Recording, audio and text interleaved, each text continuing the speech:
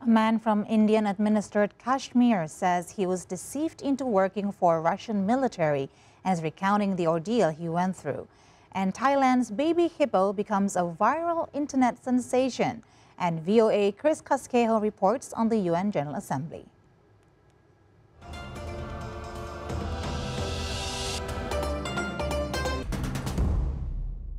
How men from India were tricked into working for the Russian military. Welcome to VOA Asia Weekly. I'm Chris Casquejo, reporting from the United Nations General Assembly in New York. That story is just ahead, but first making headlines. U.S. President Joe Biden used his fourth and final address at the UN General Assembly to urge unity in the face of challenges, including conflicts in Ukraine, Gaza, and Sudan. Washington's strong support of Israel has tested its standing here at the UN.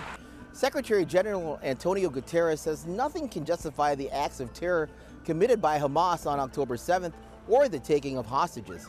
He also says nothing can justify the collective punishment of the Palestinian people.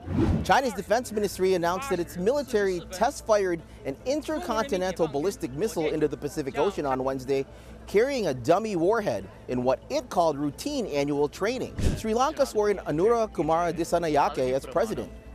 Voters rejected the old guard leadership accused of leading the country into an economic crisis.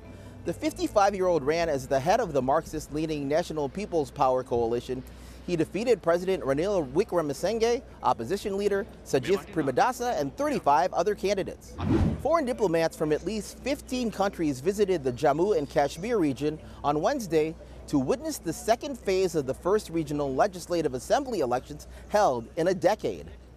A man from Indian-administered Kashmir says he was deceived into working for the Russian military and is recounting the ordeal he went through with several others from his homeland.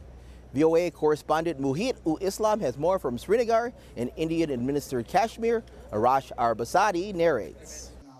For 8 months, 32-year-old Azad Yousef Kumar from Pashwan and Pulwama, Kashmir, desperately longed to return home while working for the Russian military against Ukraine. He says he was deceived into the job after answering an online advertisement for a job as a security helper in Moscow.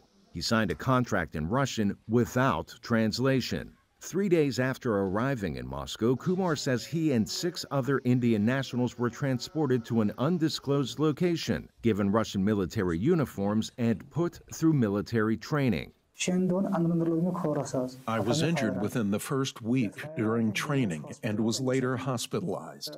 After recovering a bit, I looked for my friends and fellow nationals, only to learn that they had been sent to the war zone, along with some Egyptians and Nepalese. Kumar says while working with Russian forces, he dug trenches and built makeshift bunkers in eastern and southern Ukraine, working continuously for days without enough food or water. I have no words to describe my suffering. Honestly, we weren't even concerned about the hardships. Our only motive was to stay alive and return home. Back home, Kumar's family was gripped by fear after learning of the hardship and dangers he was facing. They reached out to the Ministry of External Affairs and Parliament for help. Finally, Indian Prime Minister Narendra Modi visited Russia and reportedly discussed the issue with Russian President Vladimir Putin. Modi visited there twice and it facilitated his return. We had appealed to authorities regularly to help bring them home. Thankfully, the majority of these who had been tricked are home after a long wait. We're all happy.